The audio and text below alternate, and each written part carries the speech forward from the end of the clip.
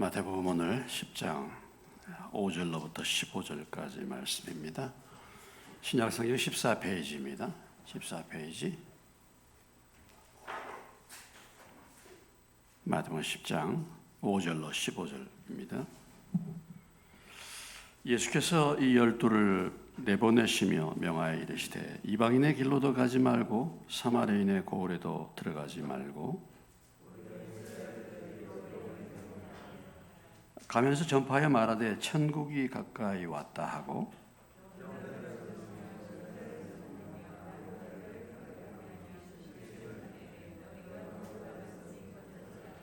너희 전대에 금이나 은이나 동을 가지지 말고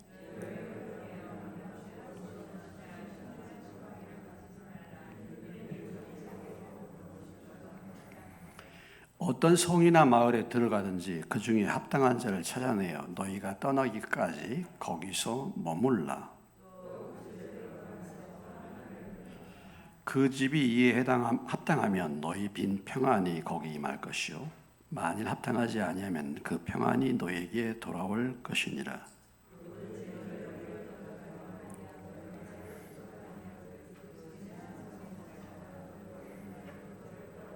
15절 다 같이 내가 진실로 너희에게 이르노니 심판날에 소돔과 고모라 땅이 그 성보다 견디기 쉬우리라. 기도합니다. 하나님 아버지, 우리 잠깐 모였습니다. 3일 예배 은혜를 주시옵소서. 말씀을 깨달을 수 있도록 귀를 열어주시고 심령의 눈을 열어주시어서 말씀을 듣고 깨닫고 30배, 60배, 100배 열매를 맺는 좋은 마음밭의 열매가 나타나게 하시옵소서.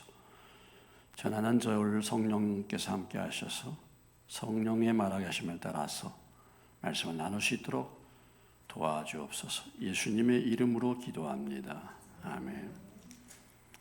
10장은 예수님이 제자들을 부르시고 그 제자들을 이제 파송하시는, 제자들을 전도하도록 전도 여행을 보내시는 내용입니다. 제자들을 보내시면서 전도자의 사명과 자세에 대해서, 오늘 전도자의 사명과 자세에 대해서 지금 예수님께서 말씀을 해 주시고 있습니다. 예수님이 제자들을 부르신 목적이 무엇이었습니까? 제자들에게 가르치기 원하시는 목적이 무엇입니까? 여기서 말하는 제자라고 말할 때 어떤 사람들은 그렇게 생각해요. 이 제자들은 나하고는 상관이 없다, 이렇게 생각합니다. 제자는 특별히 12명 헌신된 사람들, 나와가는 관계가 없어, 이렇게 생각하는 사람도 있어요. 성경에 나타나는 모세는 하나님의 위대한 일꾼, 나하고는 상관없어. 모세는. 성경에 나타나는 다윗은 참 위대한 사람, 하나님 마음에 합한 사람이, 나하고는 상관이 없어. 다윗과 나는 다른 사람이야. 이렇게 성경을 대하는 사람들이 있어요. 그게 아니죠. 성경은 다 누구에 대해서, 성경은 이 사건을 통해서 누구에게 교훈하고 있습니까? 바로 나에게 말씀하고 있는 것이죠. 성경은 뭐예요? 하나님의 감동으로 된 것으로 교훈과 책망과 바르게 함과 의로 교육하기에 유익하니 이로 말미암아 우리를 하나님의 사람으로 합당하게 하려 함이라. 그래서 성경에서 말씀하시는 그 말씀의 대상이 사실은 오늘 이 말씀을 기록한 그 대상이 누구냐면 유대인들에게 말한 것이 아니에요. 이미 2000년 전에 유대인들은 갔습니다. 오늘 하나님께서 이 말씀을 우리에게 기록한 것은 누구에게 말씀하시기 위해서? 바로 오늘 나에게, 오늘 저와 여러분에게 말씀하시기 위해서 이 말씀을 기록해 두신 줄로 믿습니다. 오늘 나에게 말씀하시는 거예요. 항상 나에게 주시는 말씀으로 받아야 되는 거죠. 그럼 제자들을 불렀다. 마찬가지로 지금도 예수님은 누구를 부르시기 원하십니까? 제자를 지금도 부르기 원하시고 지금도 제자를 세우기를 원하십니다. 제자는 목사님이나 제자지. 이게 아니에요. 주님은 제자로 부르시기를 원하셔요. 그 사람이 어떤 사람이 될지는 모르지만 일단은 주님은 우리를 부르셔서 주님의 제자 삼기를 원합니다. 볼지에다 하늘과 땅의 모든 권세를 가지신 내가 너에게 주님이 말씀하시기를 뭡니까? 너희는 가서 모든 족속으로 무엇을 삼아? 모든 족속으로 무엇을 삼아? 제자를 삼아 아버지 아들과 성령의 이름으로 침례를 주고 내가 너에게 분부한 모든 것을 가르쳐 내가 너에게 분부한 어떤 것을요? 모든 것을 가르쳐 지켜야 하라 그랬어요. 주님이 우리를 부르신 목적, 주님이 제자들을 부르신 목적, 제자 삼는 것입니다.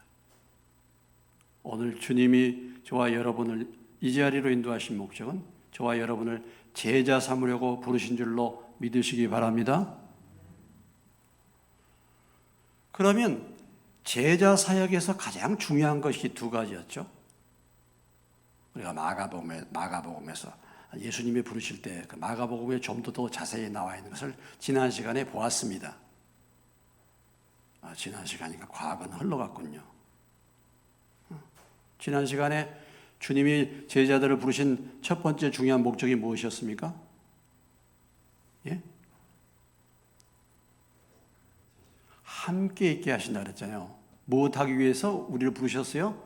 주님과 함께 교제하는 사람으로, 주님과 대화할 수 있는 사람으로, 주님과 교제하는 사람. 그래서 우리의 가장 중요한 우선순위는 우리가 받아야 될 훈련의 가장 중요한 우선순위가 뭐라 그랬죠? 주님과 대화하는 것입니다. 주님과 대화하는 것, 주님과 함께 있는 거예요. 주님은 나에게 무엇을 통해서 말씀하십니까? 대화할 때? 하나님의 말씀으로. 나는 주님 앞에 무엇으로? 기도로. 그러니까 말씀과 기도의 삶이 주님과 관계를 맺는 삶이에요. 이게 기본이에요. 이게 기본. 그러니까 교회 신앙생활을 10년하고 20년하고 30년하고 40년을 해도 아직도 말씀과 기도의 삶을 통해서 주님과 교제가 없는 사람은 교회 헛다닌 거예요. 이거. 헛다닌 거예요. 오늘날 우리 교회가 왜 이렇게 말씀이 없습니까? 이 교회 성도들이 왜 그렇습니까? 말씀과 기도에 주님과 교제하는 이 삶이 없기 때문에 그런 거예요. 다른 어떤 많은 일을 하기 전에, 다른 어떤 많은 뭐 봉사하고 뭐하고 이런 거 이전에 가장 중요한 것이 뭐야? 주님과 교제하는 삶입니다. 예? 그래서 기도하는 사람으로 만드는 거예요. 기도하는 사람으로. 신앙생활 하면서 주님과의 기도가 없고 대화가 없다. 신앙생활 제대로 잡히지 않아요. 여러분, 기도 없는 사람이 신앙생활 제대로 하는 거 보았습니까, 여러분?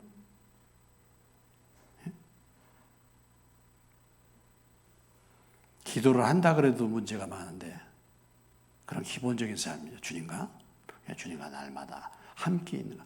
두 번째로 중요한 일이 무엇이었습니까? 전도하게 하는 거죠. 전도.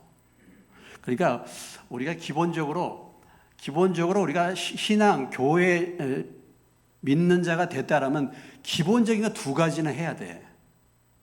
두 가지는. 하나는 뭐예요? 주님과 교제해야 되고 또 하나는 전도할 수 있는 사람 돼야 됩니다. 이게 우리를 제자 삼는 중요한 목표예요. 전도하는 사람으로. 신앙생활을 평생 자기 믿음 지키는 것으로 목표를 삼고 신앙생활하는 사람이 있어요. 여러분, 자기 믿음 지키기 위해서 평생 신앙생활하는 사람은 자기 믿음을 못 지켜요.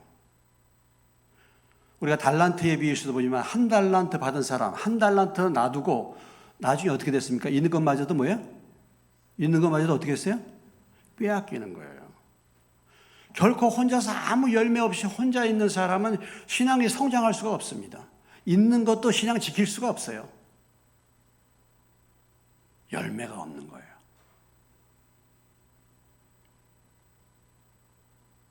그러니까 우리가 가장 중요한 기본적인 신앙생활, 가장 기본적인 거 두 가지.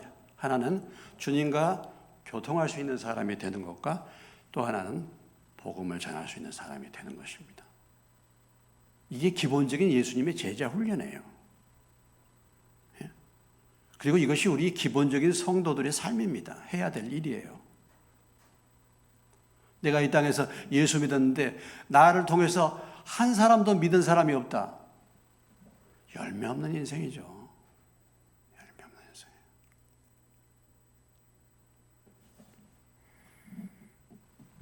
그래서 오늘 이제 5절로부터 15절까지 예수님이 전도 훈련, 전도에 대한 말씀을 주시고 있잖아요.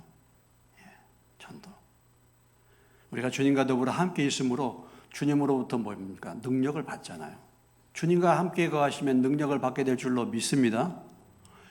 우리가 기도하게 되고 말씀 가운데 주님과 교통하게 되면 주님의 능력을 우리가 받는 거 아니겠습니까? 그렇죠. 그래서 예수님이 이미 제자들에게 능력을 주시고 그들을 지금 보내십니다. 자, 전도자의 사명이죠. 오늘 5절을 보십시오. 5절. 자, 예수께서 이 12를 내보내시며 무엇하여 이르시되 명하여 이르시되 이랬어요. 명령입니다.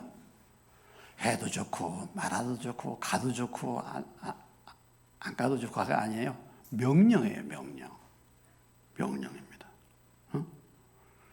그래서 5절에서 이제 예수님이 1차적으로 지금 제자들을 전도 훈련, 전도 여행을 보냈는데 1차적으로 무엇을 정해 주셨습니까? 전도 대상자를 정해 줬어요. 전도 대상자가 누구였습니까? 예? 이방인의 길로도 가지 말고 사마리아의 고을에도 들어가지 말고 누구에게로 가라? 오히려 이스라엘 집에 잃어버린 양에게로 가라 그랬습니다. 제자들을 부르셔가지고 맨 처음에 이제 전도 훈련을 시키시면서 전도를 보내시면서 전도의 대상을 정해주죠. 이 사람들을 전도하라. 어떤 사람들을 전도하라고요? 이방인의 길로도 가지 말고 사마리아인의 고을도 들어가지 말고 뭐예요? 오히려 이스라엘 집에 잃어버린 양에게 가라. 이스라엘 백성들에게 먼저, 이스라엘 백성 중에 잃어버린 사람들에게 먼저 가라. 먼저 전도 대상을 제안해 주십니다. 오늘 이 말씀이 이방인들에게 전도하지 말라 이런 얘기는 아니죠. 이방인의 길로 가지 말고 사마리아인의 고을에 가지 말고 여기 지금 제자들에게 1차적으로 전도를 할 때 이렇게 범위를 제한해 주셨지. 우리가 사도행전 1장 8절에 보면은 너희에게 성령이 임하시면 너희가 권능을 받고 뭐예요? 예루살렘과 온 유대와 뭐예요? 사마리아와 땅 끝까지 이르는 내 증인이 되라 그랬잖아요.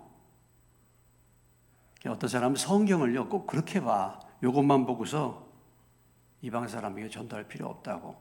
그렇게 보는 사람 있겠습니까? 근데 그런 사람들이 있다니까 또. 성경을 한쪽에서 얘기한 거 그것만 가지고 그것만 믿고 그것으로 적용하는 사람들이 있어요. 그래서 이런 데서 이제 이단이 생기는 거예요. 이런 데서.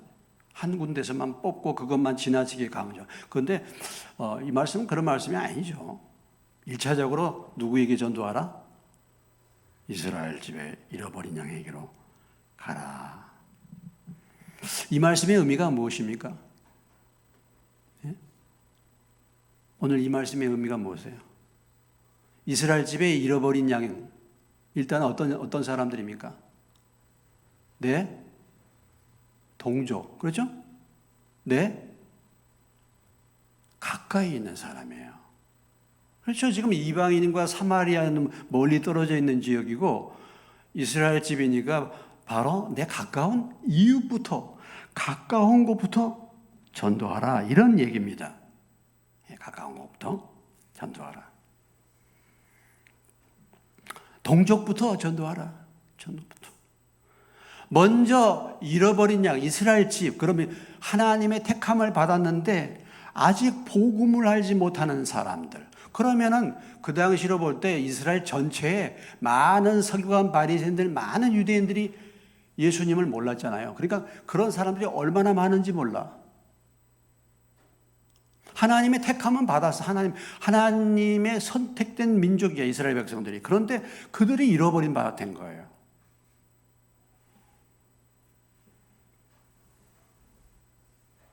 그래서 가까운 곳에부터 전도하라. 오늘날 우리가 이 말씀을 적용해 본다면 어디서부터 전도하는 것이 출발입니까? 어디서부터? 우리의 가정에서부터. 그렇죠. 우리의 가정에서부터. 또는 뭡니까? 교회 안에 앉아는 있는데 아직 복음을 모르는 사람들, 이런 사람들에게. 교회 안에는 있어, 앉아는 있어. 근데 복음이 무엇인지를 몰라요. 여러분은 복음이 무엇인지 아십니까? 여러분은 복음을 믿으셨습니까? 회개하고 복음을 믿으셨습니까? 회개하고 예수님을 구주와 주인으로 믿으셨습니까? 그러면 여러분의 그 믿음이 정말이라면 여러분의 주인이 바뀌어야 돼요. 내가 예수님을 믿고 내가 믿었다고 말하고 고백은 하는데 여전히 내가 아직도 주인 되어 있다고 한다면 예수님을 정말 믿은 것이 아닙니다.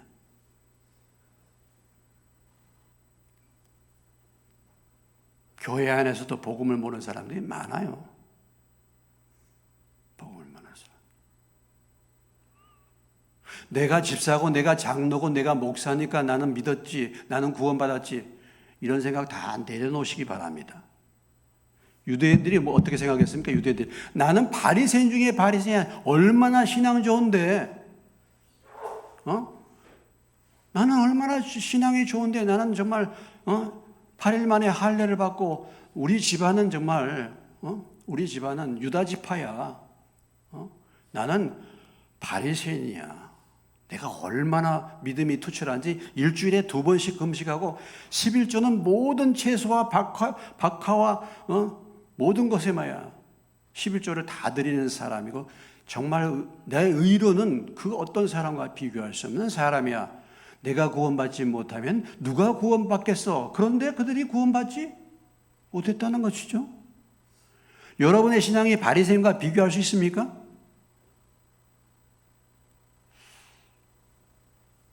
비교할 수 없어. 그러니까 그런 것으로 내가 구원받았다, 그런 것으로 뭐 내가 예수 믿었다, 이렇게 확신할 자가 없어요, 별로. 물론 제가 무슨 행위를 강조하는 게 아닙니다. 우리가 예수님의 은혜로 구원받는 건데 정말. 근데 참 이 믿음이란 게 아주 참 요즘에 보면 믿음이란 게 애매한 거예요. 이 믿음이란 게. 말로만 믿는 믿음. 그래서 이 교회 안에서부터 복음을 바르게 전하는 것입니다. 교회 안에서부터 바르게. 교회 안에서부터 복음을 전해요. 가까운 곳에서부터. 그런데 우리가 생각해 보면요, 가장 어려운 전도가 어떤 전도입니까, 여러분? 어떻게 생각해요? 가장 어려운 전도가 어디 전도예요? 가족 전도예요. 가장 어려운 전도예요. 이 가운데에 싱글로 믿으신 분들 계시죠? 남편 아직 안 믿으신 분들? 자녀들은 어떻습니까? 자녀들 믿습니까? 예? 자녀들 정말 믿어요? 내가 지금 신앙생활 하는데 남편도 아직 안 믿고 자녀들도 안 믿어. 지금 오늘 잃어버린 가까운 곳에서부터 전도하라고 주님이 명령 내리셨잖아요. 명령 내리셨죠. 가까운 데 전도가 쉬운 게 아니에요. 가족 전도가 어려운 거예요. 가족 전도가 왜 어렵습니까? 가족 전도는요, 삶이 따라야 되는 거니까 어려운 거예요. 그렇죠? 가족 전도는 금방 안 되는 게 어려워. 그래서 그러니까 가족 전도를 하기 위해서는 필요한 것이 3가지가 있는데, 첫째는 뭡니까? 뭐가 필요하겠어요?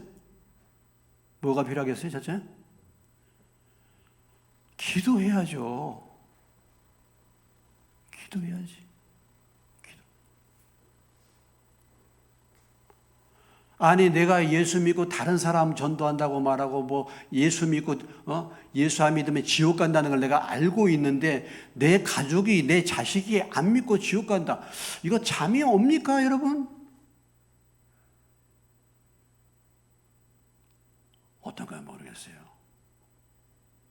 아니 내가 전도해도 안 믿는 것 어쩔 수 없어. 그런데 문제는 그런 데에서 내게 안타까움이 있느냐 이거예요, 문제가. 로마서 9장으로 가보시겠습니다.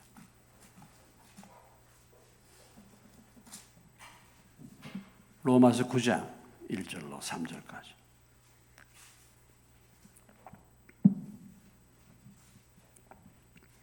(250페이지) 찾으셨습니까?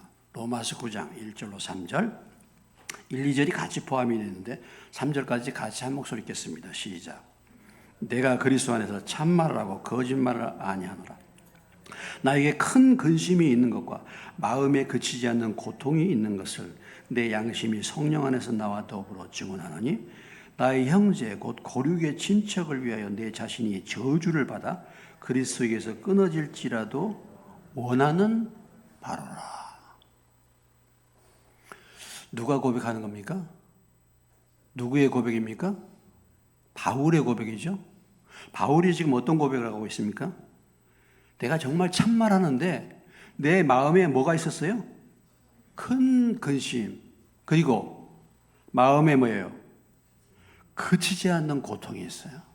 큰 근심과 그치지 않는 고통. 무슨 근심과 고통입니까? 그치지 않는 고통입니까? 예? 내 형제, 고륙 친척, 이스라엘 백성들이 하나님을 모르는 것. 그들이 하나님을 모르는 것. 이게 큰 근심이고 마음에 그치지 않는 고통이었다니까. 그래서 어떻게 지금 바울이 지금 기도하고 있습니까? 내가 뭘 받아서? 내가 저주를 받고 내가 그리스도에게 끊어질지라도 누가 구원받기를 원해요? 내가 차라리 내가 저주를 받아서 그리스도에게 끊어지면 내가 지옥 가더라도 누가 구원받기를 원해? 내 동족이, 내 고륙 친척이 예수 믿기를 원한다 이거예요.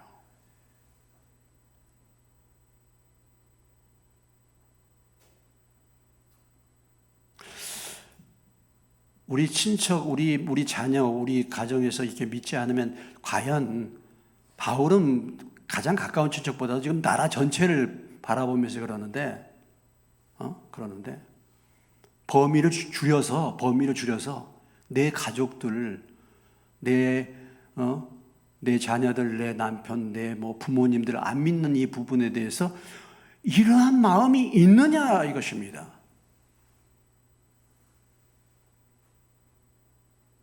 이게 근심거리가 되느냐 이거예요. 이게 마음에 그치지 않는 고통이 되느냐 이거예요. 세상에 돈 없는 것은 근심거리고 돈 없고 어려운 것은 늘 그치지 않는 고통인데 내 자녀들이 안 믿고 내 부모가 안 믿는 여기에 대해서 정말 큰 근심과 마음에 그치지 않는 고통이 되느냐 이거예요. 어떻습니까?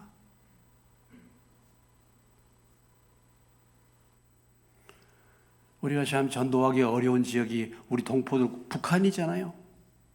얼마나 전도하기 어렵습니까? 바울의 심령이 된다고 한다면 그 북한의 영혼들을 위해서도 우리가 이런 마음을 가지고 기도해야 되지 않겠어요, 사실은요. 근데 다른 사람은 두더라도, 다른 사람은 차치하더라도 내하고 가까이 지내는 사람, 내 특별히 무엇보다도 사랑하는 자식들이 예수 안 믿고 지옥에 가고 예수 안 믿고 하나님 앞에서 저주받는다.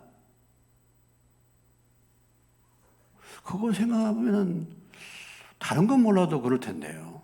자녀를 정말 사랑한다고 한다면 거기에 대해서 오늘 바울의 고백, 큰 근심과 마음에 그치지 않는 고통이 없겠습니까? 어떤가요, 여러분?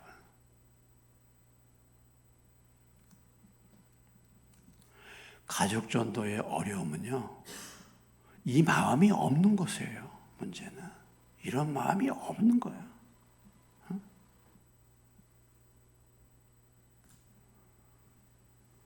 여러분, 제가 제 동생이 예수 안 믿고 제 동생 예수 안 믿는 것 때문에 제가 3일을 금식하다가 제가 쓰러졌거든요.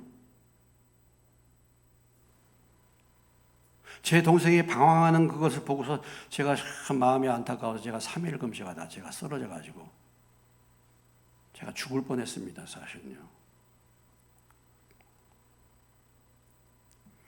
턱이 이게 이 세면 바닥에 부딪혀가지고 턱이 말이죠 부딪혔는데 제 윗니가 아래 이 입술을 뚫었어요. 위에 두 이는 덜렁덜렁하고 아래 입술이 패여가지고 그때 충격 때문에 제가 머리가 계속 돌기 시작했어요. 오랫동안 그랬습니다. 그러니까 하나님이 그 동생을 누구한테 붙여줍니까? 저한테 붙여주나요? 10년 동안 정말 죽을 고생했어요, 정말. 죽을 고생했습니다. 또 제가 얘기하니까 아이고 그럼 기도하면 안 되겠네 또. 야, 너가 그렇게 동생 영혼을 위해서 기도했으니까 너가 담당해라.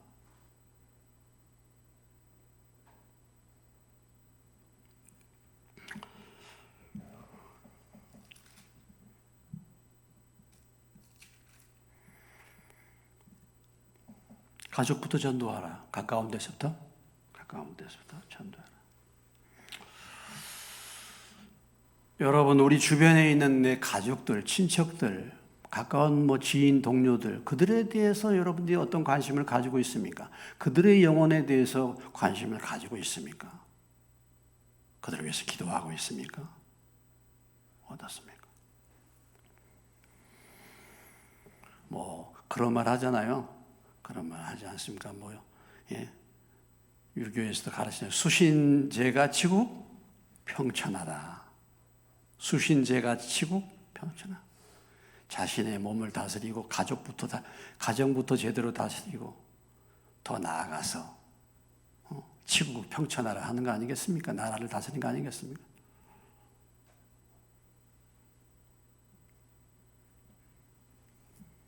그런 말이 있어요. 있는 자리에서 꽃을 피워라. 그런 말 했습니다. 앉은 자리에서부터 꽃을 피워라. 그런 말 있어요. 있는 자리에서부터 꽃을 피워라. 멀리가 아니라. 외부에서는 참 우리가 신앙 좋게 다 역임을 받아. 내가 사회에 나가면 지방회장도 하고 연합회 회장도 하고 내가 무슨 회에 무슨 모임도 무슨 의장도 되고 여기 있잖아. 여기 공주시 의회 의장도 했잖아요. 고모 의장님 계시냐? 그 딸이 누구냐면 고재린이야. 여러분 고재린 아시죠? 고재린이 아빠가 여기 공주시 시의회 의장을 했어. 그런 참 정말 말도 안 되는 정말 누구도 감당할 수 없는 딸이잖아요. 정말 통제가 안 되는. 근데 바깥에서는 나가서는 시의장이에요. 그런 경우 많잖아요. 그런 경우. 외적으로는 화려한데 실상은 가정적으로는 보면 열매가 없을 수 있죠, 우리가.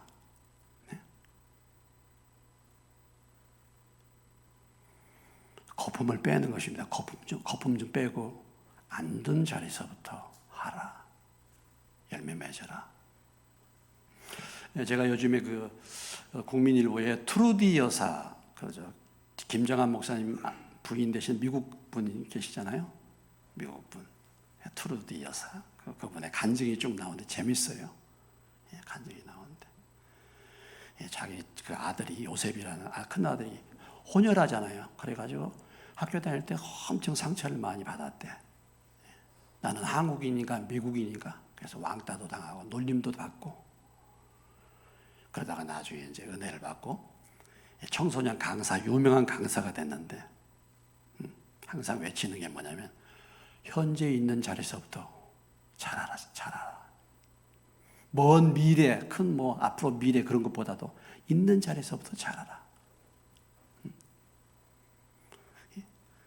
그게 이제 그 투르디 여사의 그 자기의 좌우명이라든 있는 자리에서부터 잘하는 거. Bloom where you planted. 심겨진 그곳에서 bloom, 꽃을 피워라.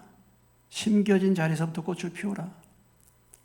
가장 가까운 곳에서부터 열매를 맺도록 거기서부터 전도를 시작하라라는 말씀이죠. 두 번째, 전도의 내용입니다. 이제 전도의 내용, 구체적으로 이제 전도 대상자가 그렇고 무엇을 전도해야 될 것인지 7절로부터 8절까지 나왔죠. 자, 7절, 8절을 같이 읽겠습니다. 시작.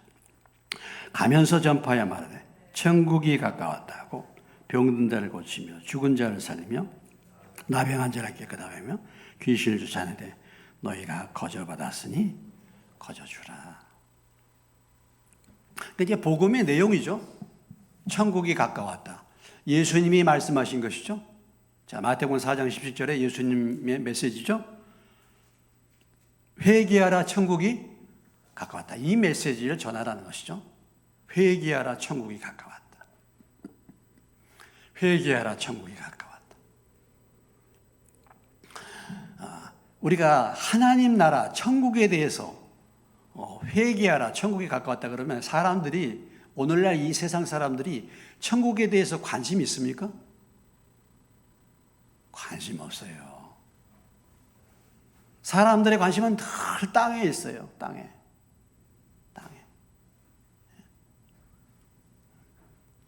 예수를 믿으면 관심이 하늘로 가는 건데 예수 믿어도 늘 관심을 땅에 가진 사람들이 있어. 천국이 가까웠다. 회개하라. 이 메시지를 들은 사람이 잃어버린 양이에요. 사실은요. 잃어버린 양은 다른 사람이 잃어버린 양이 아니라 이 메시지를 듣는 사람들이죠. 회개하라. 천국이 가까웠다. 그 천국을 가져다 주실 분이 누굽니까? 바로 예수님이시죠. 예수님이 오셨습니다. 그 예수님을 믿으라는 말씀이죠. 회개하고. 저는 이 메시지를 전해야 될 것이고. 두 번째는 무엇입니까? 두 번째는 예수님이 하는 사역과 비슷한, 그거 거의 동일한 사역을 지금 말씀하고 있죠. 병든 자를 고치고 죽은 자를 살리고 나병한 자를 깨끗하게 하고 귀신을 쫓아내는 것입니다. 다시 말한다면 사명, 주님이 행하신 중요한 일 뭡니까? 가르침과 복음을 전파하는 것과 사람들을 치유하는 것. 이 사역 해라는 것이죠. 다른 것이 아니고 이 사역을 해라는 것입니다. 근데 지금 다니면서 복음을 전하기 때문에 시간이 없어 가르치기 차분하게 이렇게 가르칠 별 시간은 없으니까 복음을 전파하고 지금 그리고 문제들을 해결해 줘라 이런 얘기죠. 병자 고치고 귀신 쫓아내고 나병 환자 깨끗하게 하고 죽은 자 살리고 이게 뭡니까 다 문제를 해결해 주는 거잖아요. 실제적으로 치유해 주는 거잖아요. 치유. 그러니까 말만이 아니라 이런 권능과 능력을 통해서 그 말씀이 하나님이 주님이 살아계심을 증거해 주는 것입니다. 그거 아니겠습니까? 네. 그래서 우리가 꼭 복음을 우리가 말로 전할 뿐만 아니라 이 말씀의 의미는 복음을 뭐예요? 삶으로 전하고 복음을 능력으로 또한 전해야 될 것을 말씀해 주고 있죠. 그래서 여러분들이 복음을 전할 뿐만 아니라 여러분들 전도할 대상자 그 사람의 문제가 무엇인가를 알고 그 문제를 뭐예요? 해결해 주세요. 해결해 줘. 문제를. 주님이 그런 능력을 주셨다니까. 여기 모든 병과 귀신을 쫓아내고 약한 것을 고치는 권능을 주셨다 그랬잖아요. 이것이 특별한 사람들에게만 주신 것이 아니죠. 모든 사람에게 다 주신 거죠.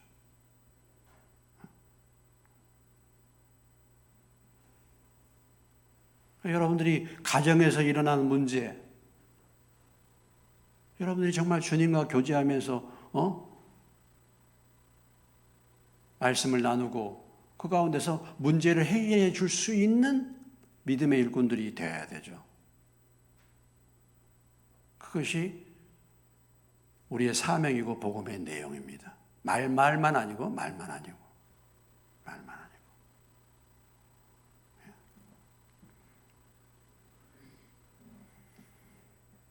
그래서 무슨 문제가 생기면요, 여러분들이 그 문제를 해결해 주세요.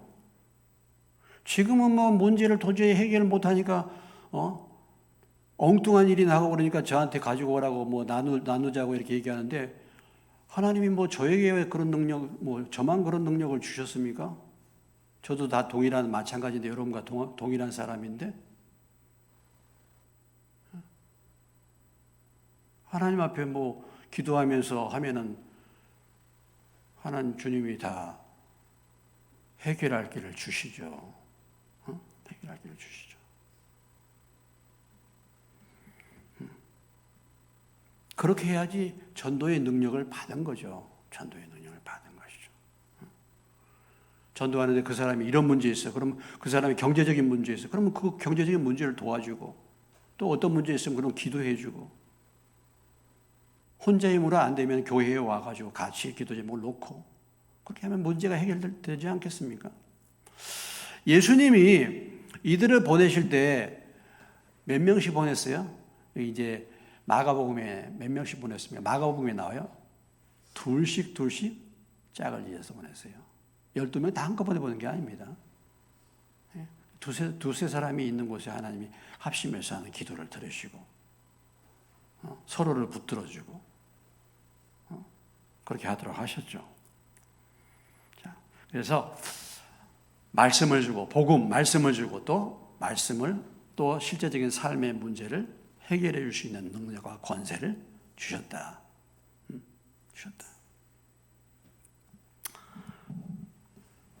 그러면서 복음 전파자가 준비해야 될 사항, 주의해야 될 사항을 이제 8절 후반절 이후에 이제 15절까지 말씀해 주고 있죠. 어떤 문제를 주로 다루고 있습니까? 경제 문제, 전도자의 경제 문제, 이 문제를 예수님께서 전도자를 보내면서 이 문제를 어떻게 해야 할 것인가를 말씀해 주고 있습니다. 첫째는 8절 하반절에 너희가 뭐예요? 거저받았으니 거저주라, 이 말이죠. 거저받았으니 거저주라 그랬습니다. 그렇죠. 우리가 다 받은 것은 주님으로부터 받은 것이죠. 우리는 그냥 받았습니다. 그렇죠? 우리가 다 거저받았어요. 복음을 거저받고, 능력을 거저받고, 우리의 생명을 거저받고, 그래서 거저받았으니까 거저 주어라 하는 거죠. 복음을 거래하지 말라는 것입니다. 복음을 상거래하지 말라. 사고 팔지 말라. 영적인 것을 사고 팔지 말라. 그죠? 그런 거죠. 주고받지 말라. 주고받는 식으로 하지 말라. 이거죠. 시몬이라는 사람이, 마술사 시몬이 베드로와 요한이 사마리아에 와가지고 성령 받는 것을 보고서 뭐예요? 시몬이 뭐라 했습니까? 돈 주고 그 능력 살라 그랬잖아요. 너가 하나님 앞에 너 저주받겠다. 회개하라 그랬지 않습니까? 거래해가지고 자꾸 거래하는 거. 우리가 하나님 앞에 헌금하고 봉사하는 것도 마찬가지예요, 여러분. 물론 헌금을 심으면 하나님이 거두게 하시지만은 그 심을 때의 의도가 뭐냐? 주님, 내가 10개 심었으니까 20개 주세요. 이런 마음으로 심습니까? 그런 마음이 있을 수 있어요. 내가 이렇게 많이 심었으니까 하나님이 나에게 많이 주시겠지. 이거 거래하는 겁니다. 거래하는 거. 내가 이렇게 봉사했으니까 하나님이 나에게 복을 주셔야 돼. 거래하는 거예요. 뭐예요? 거저 받았으니 거저 주어라. 이게 원칙입니다. 거저 받았으니 거저 주라. 예. 은사 받아가지고 능력 받아가지고 예언해주고 돈 받는 사람 있죠? 그런 사람들 많이 있습니다. 옛날에 막 기도원이나 옛날에 보면 능력 받아가지고 은사 받고 그래가지고 기도해주고 돈 받고 얼마 가져와라고 하고 거래하는 거예요. 기도원 강사들도 그래요. 참 보면은 기도원 강사들도 기도원 강사를 섭외하는데 이번 집회에 1,000,000원을 헌금을 끌어내겠다. 그냥 나는 얼마 주라. 이렇게 거래해가지고 강사를 세워요. 유명 강사가 어떤 강사입니까? 어떤 강사 유명 강사예요?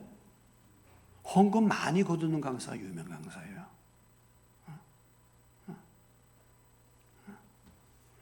집사님, 자녀들에게 문제 있지? 딱 하면, 어떻게?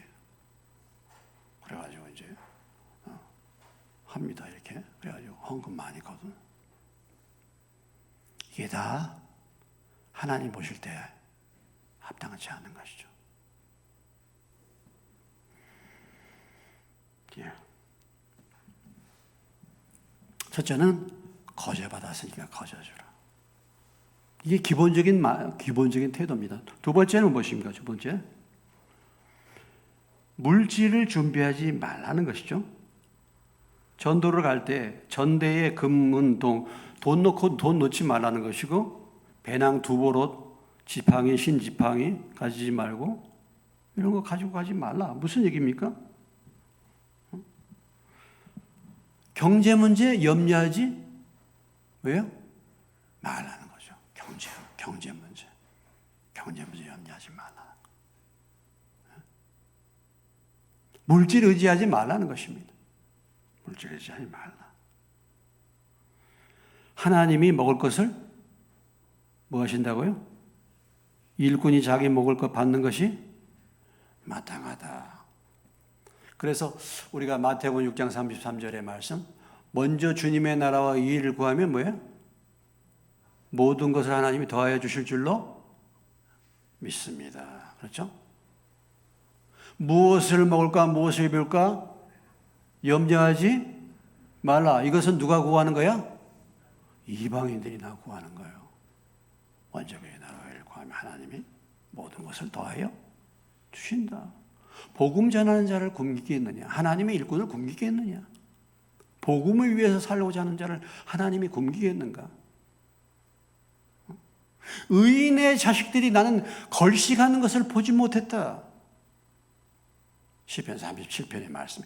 우리가 의롭게 살고 말씀대로 살고 믿음대로 살려고 하는데 그 자식이 걸식하는 거, 돈 꾸러 다니고 돈으로 다니고 보지 못했다 이거예요.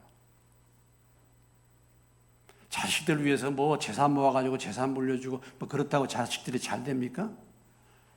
여러분들이 자식들을 위해서 여러분들이 미래를 위해서 자녀들을 위해서 투자할 게 무엇입니까? 다른 건 아니에요. 내 믿음이에요. 그렇죠?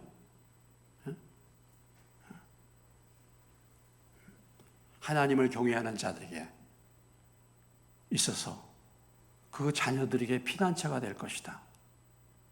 자녀들이 안전한 것은 부모의 신앙이 어떠냐에 따라서 자녀들이 자녀들의 은혜가 돼. 자식 걱정할 필요 없어요. 내가 믿음 생활 똑바로 하는 게 중요한 것이죠.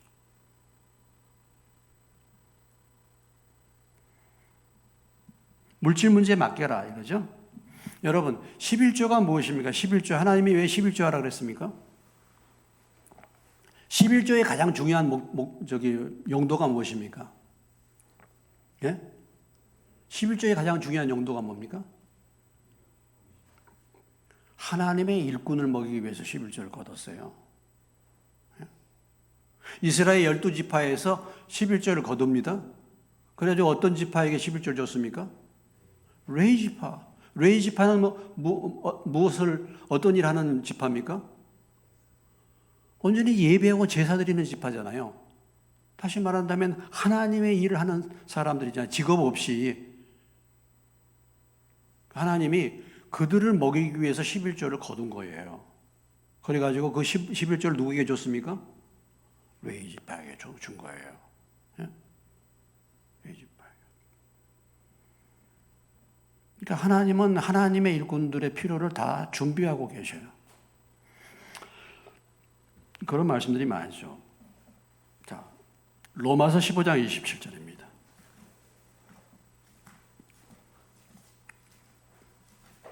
로마서 15장 27절.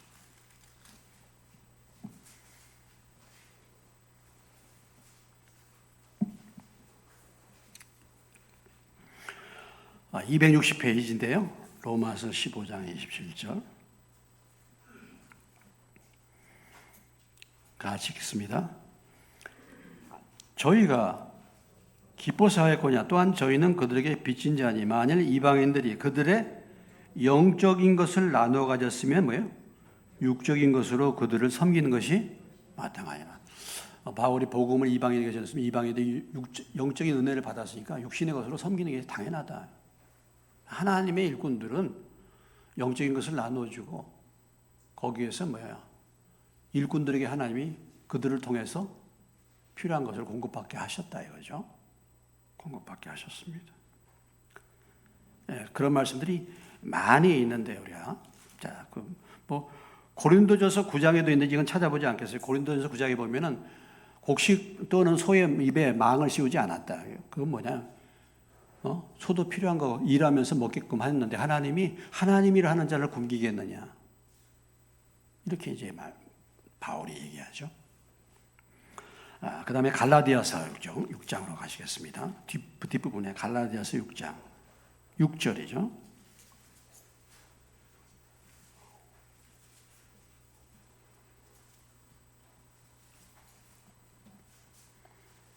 갈라디아서 6장 6절입니다. 읽습니다. 가르침을 받는 자는 말씀을 가르치는 자와 모든 좋은 것을 함께 하라. 그래서 가르침 받는 사람은 가르치는 자와 모든 좋은 것을 함께 하라. 뭡니까? 말씀 가르침 받는 자들은 말씀의 가르침을 가르치는 자들과 필요한 것들을 나누라 이런 얘기죠. 그 뒤에 디모데전서 5장 디모데전서 5장 그 뒤쪽에 있습니다. 5장 340페이지 17절입니다. 17, 18절 읽습니다. 잘 다스리는 장로들은 배나 존경할 줄로 알되 말씀과 가르침에 수고하는 이들에게는 더욱 그리할 것이니라. 성경이 일렀으되 곡식을 밟아 떠는 소의 입에 망을 씌우지 말라 하였고 또 일꾼이 그 삭슬 받는 것은 마땅하다 하였느니라. 그러니까 지금 이런 것은 말씀을 가르치는 자들을 어떻게 말씀을 배우는 자들이 어떻게 섬겨야 할 것인가, 그들의 필요를 어떻게 채워주실 것인가에 대한 말씀을 주시는 건데, 그러나 말씀을 가르치는 사람은 그런 것을 기대하고 그런 부분들을 의지하고 그렇게 해서는 안 되는 거죠.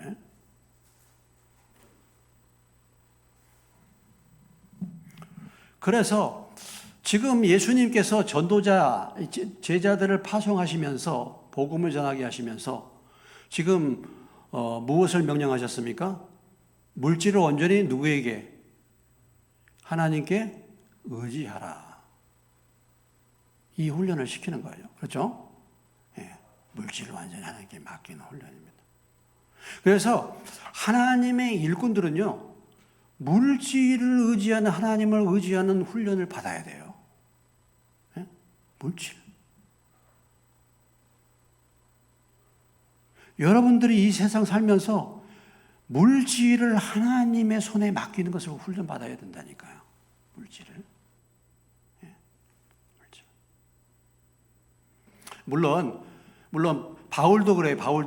바울이 이게 복음을 전하는데 바울이 다 후원을 못 받았죠. 왜냐하면 좀 모르는 지역에 가서 복음을 전하는데 거기에서 나한테 헌금해 줄 이유가 없잖아요. 아직 모르는 사람들인데.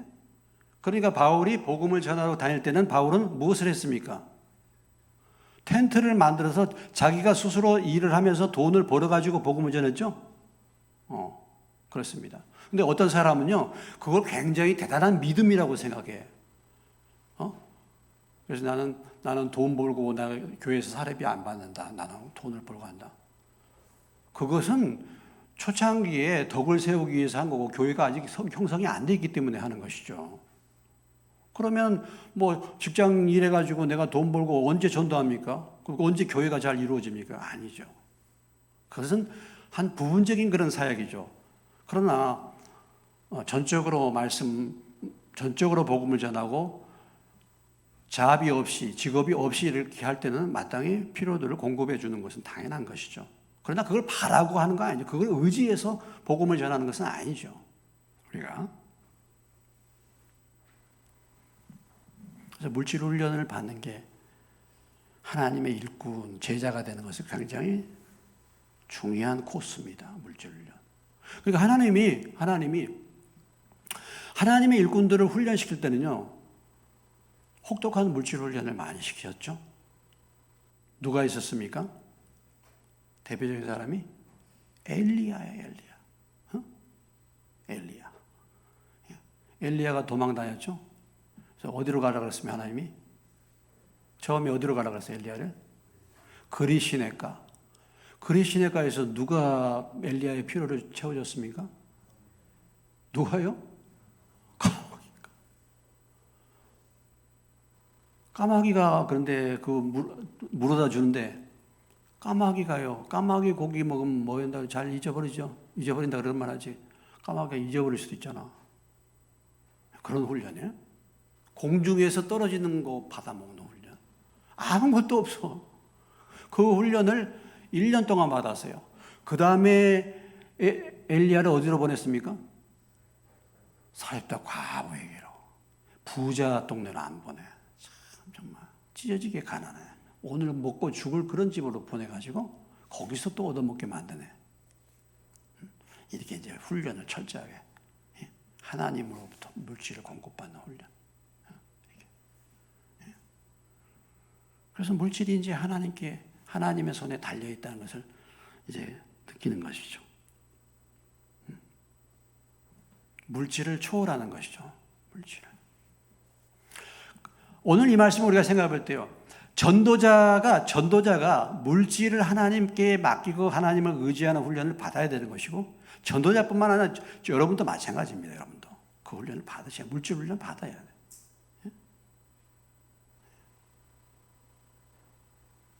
여러분들이 받는 물질 훈련은 무엇입니까? 막 힘들고 어렵고 하는데 하나님 앞에 헌금 생활 똑바로 하는 거, 이런 거 다 물질 훈련이잖아요. 내 인간적인 방법으로 다른 거 써버리고 그 하나님 앞에 안 하고 말이죠. 이게 다 이런 게 다 훈련을 제대로 못 받아서. 근데 또 한편으로 우리가 복음을 전할 때 그러기 때문에 물질부터 이렇게 나눠주는 것이 있어요. 떡부터 이렇게 나눠줘. 이런 것도 복음 전파에 합당한 방법이 아닙니다. 오늘날 물론 떡과 복음이다. 가난한 지역에 떡을 주죠. 필요를 주죠. 가난한 지역에. 가난한 사람들에게 먼저 먹을 것을 갖다 주고 그러고 이제 전도하잖아요. 마음을 열기 위해서. 그런데 이것이 엄청 잘못될 수 있어요.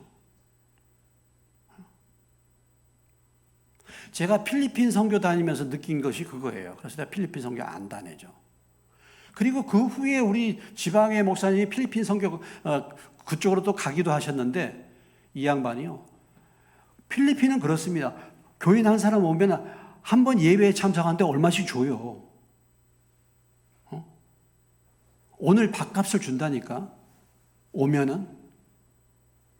그러니까 그거 받기 위해서 뭐예요? 오잖아요, 많이. 그러니까 교회가 금방 전도가 됐어. 많아. 그런데 이 사람들이 왜 오는 거야? 돈 때문에 오는 거죠.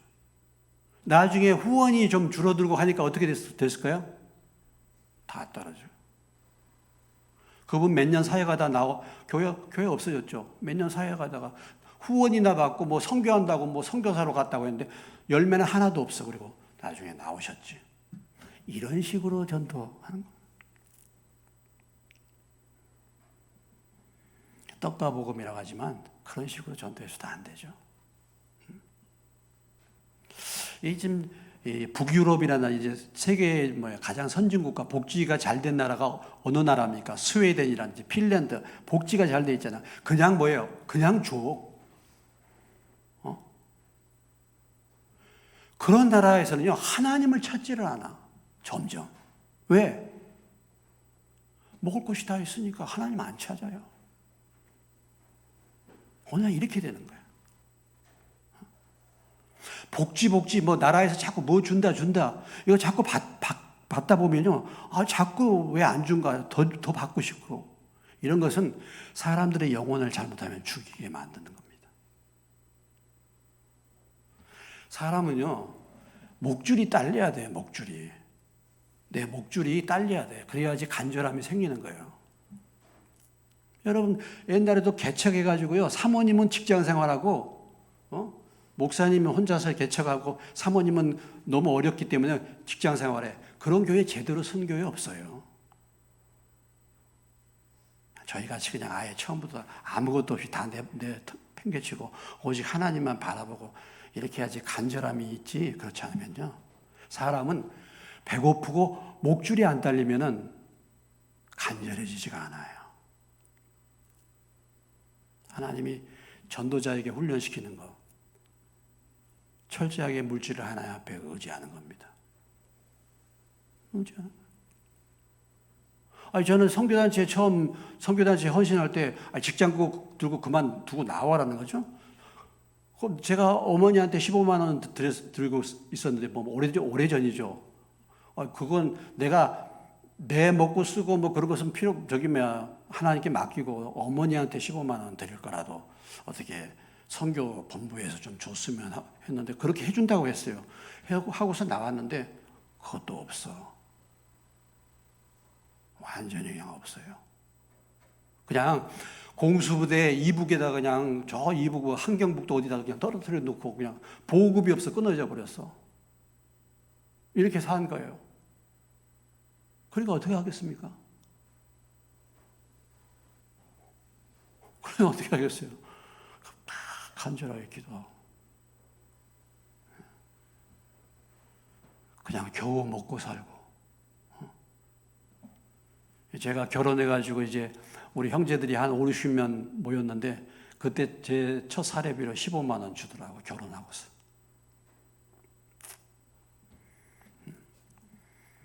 이제 그렇게 이제 살다 보니까 목회 개척하고서 정말 사실 아무것도 없죠. 개척하고서 처음 개척 이렇게 할 때 빚이 76만 원인가 있고 월세 18만 원이 나갔는데 그런 거 별로 걱정 안 돼. 5년 동안 정말 하늘만 바라보고 살았기 때문에 이런 훈련들을 하나님이 이제 시키는 거죠. 또 한 가지는 주거 문제입니다. 주거 문제.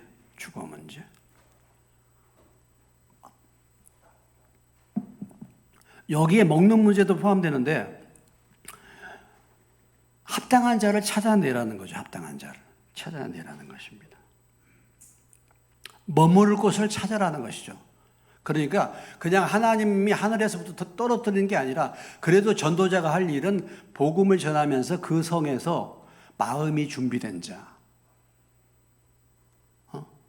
하나님이 예비한 사람, 까마귀로 그런 사람을 찾아라는 거예요. 찾아라는 거. 그러니까 이런 사람을 찾기 위해서는 전도자가 눈이 좀 열려야 되지 않겠어요? 동역자를 바로 만나야 돼요. 동역자. 이런 사람들이 누가 있었습니까? 바울이 마게도냐 빌립보성에 복음을 전하러 갈 때, 강가에서 복음을 전할 때 하나님이 누구의 마음을 열으셨어요? 예? 루디아. 그렇죠? 자주장사 루디아. 루디아는 돈이 많은 사람이에요. 그래서 하나님이 루디아가 말씀을 듣고 마음이 열려. 그래서 루디아가 빌립보 교회의 바울의 후원자가 된 겁니다. 그래서 그 집에서 머무르면서 복음을 전해. 이런 사람을 찾아라는 것이죠. 그래서 빌립보 교회가 그렇게 해가지고 세워진 거잖아요. 그래서 그 교도관이 예수 믿고 또 변화하고 그래가지고 세워지고 이 빌립보 교회가 바울이 복음을 전하러 갈 때마다 물질을 공급해 주었거든요. 이런 사람을 찾아라는 것입니다.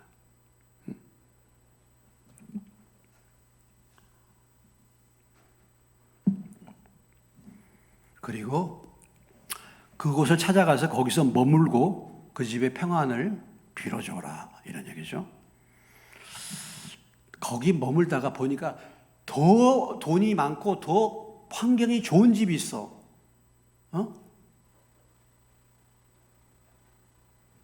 거기로, 그곳으로 옮기지 말라는 것이죠. 옮기지 말라. 이 집 저 집 돌아다니지 말라. 이 집 저 집. 한 곳에 머물러라, 이런 말씀이죠. 권위와 품위를 유지하라는 것입니다. 그래서 평안을 빌어주고, 평안이 그 사람에게 합당하면 그에게 임하는 것이고, 평안이 뭐예요? 합당하지 않으면 그 평안이 나에게 이르더라. 여러분, 예배 드릴 때, 예배 끝나고 축도 드릴 때 있잖아요. 축도. 평안을 빌어준다고 해서 그 사람이 평안해지는 거 아니에요. 평안이 임하는 게 아닙니다. 제가 주일날 뭐 축도를 빌어준다고 해서 그 축도가 그 사람에게 임한 거예요? 아니에요. 이게 무슨 마술 부르듯이 평안할지어다, 뭐 축도, 뭐 은혜가 넘치도록 축도해 준다고 해서 그 사람에게 축도가 임한 게 아니라 중요한 것은 그것을 받는 사람의 마음 자세, 여기에 달려 있는 거예요. 그러니까 후라이보이 각규석 씨라고 옛날에 있었죠. 그 양반이 신앙생활 정말 순전히 뭐예요, 형식적으로 안 했는데 그분의 간증 들어보면 그렇잖아요. 자기는 항상 축도 시간 전에 꼭 설교만 딱 듣고 바로 나갔다고. 축도를 한 번도 안 받고 나갔다는 거죠. 그러니까 그런 준비가 안 돼 있으니까 자기가 은혜를 여태까지 못 받았다고. 나중에 이제 믿고 나서 그런 간증하셨죠. 그리고 받아들이지 않는 사람, 영접하지 않는 사람들에 대한 자세입니다. 받아들이지 않고 말을 듣지도 않는 사람. 누구의 말을 듣지 않는 것입니까? 하나님의 일꾼들을 영접하지 않고 하나님의 일꾼들의 말에 불순종하는 사람들은 발에 먼지를 떨어 버리라.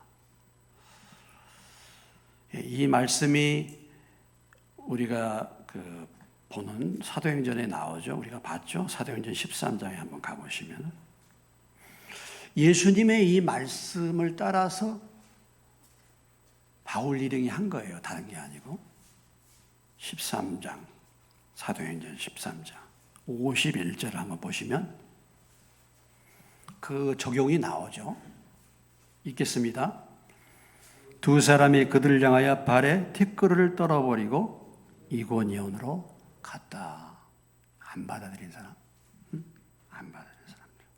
발에 먼지를 떨어뜨린다는 이 말에 보면은 그 사람을 이방인처럼 취급하는 것을 말합니다. 유대인들이 발에 먼지를 떠는 것은 그 사람을 이방인 취급하는 거예요. 그 사람하고 이제는 대화도 안 하고 교제 안 하겠다, 이 말이에요.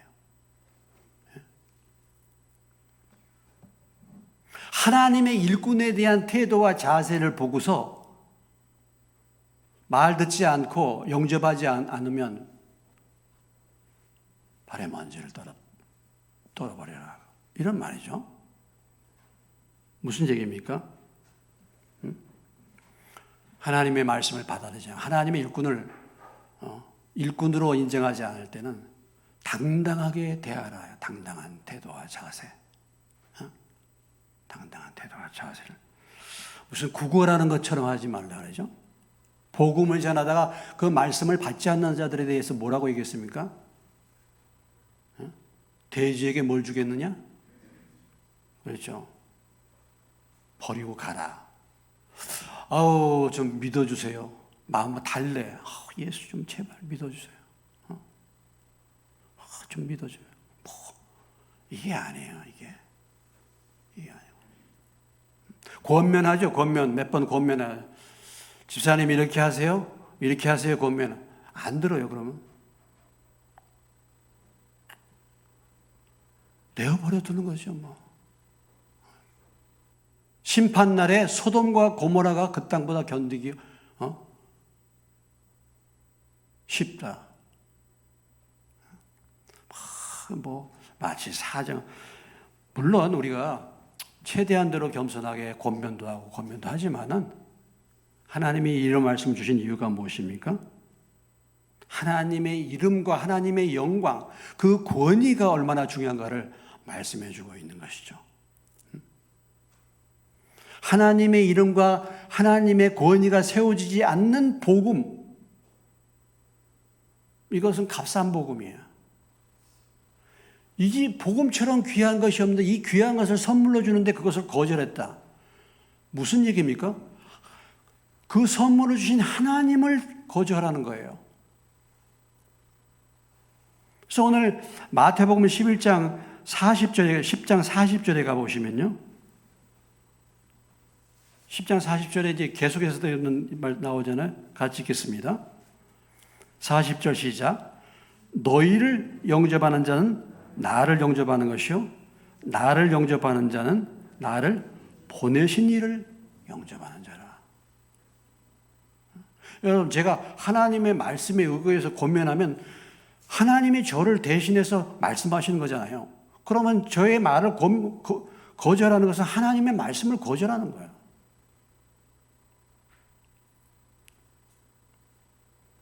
근데 제발 좀 물론 그렇죠. 더 권면도 하죠. 근데 그거 안 들으면 먼지를 떨어버리라. 굉장히 냉정한 말씀이죠. 냉정한 말씀. 이건 하나님의 권위를 가지고 우리에게 말씀해 주고 있는 것입니다. 자, 전도할 때 준비사항, 전체를 쭉 종합해 보면은, 오직 영적인 무장, 복음으로 무장하고, 다른 것은 하나님 앞에 맡기라, 이런 것이죠. 맡기라. 이것을 우리에게 말씀해 주고 있습니다. 오늘 전도자의 태도와 또 사명에 대해서 우리에게 말씀해 주셨는데, 오늘 이 말씀을 다시 한번 듣고, 무엇보다도 우리 주변에 가까운 내 가족에서부터 주님의 말씀을 따라서 전도의 열매를 맺는 저와 여러분 되시기를 주의 이름으로 축원합니다. 오늘부터라도 안타까운 마음을 가지고 여러분들이 기도하시고, 기도부터 하셔야 되잖아요. 기회가 나면 복음을 전하고, 또 사랑으로 그들을 대하고, 이렇게 해서 안 믿는 다른 사람들 예수 믿고 천국 간다. 내 자녀는, 내 부모가 안 믿는다. 지옥 간다. 내가 신앙생활 하는데 얼마나 마음 아프겠습니까? 그런 열매를 맺는 저와 여러분 되시길 바랍니다. 잠깐 같이 기도하시겠습니다.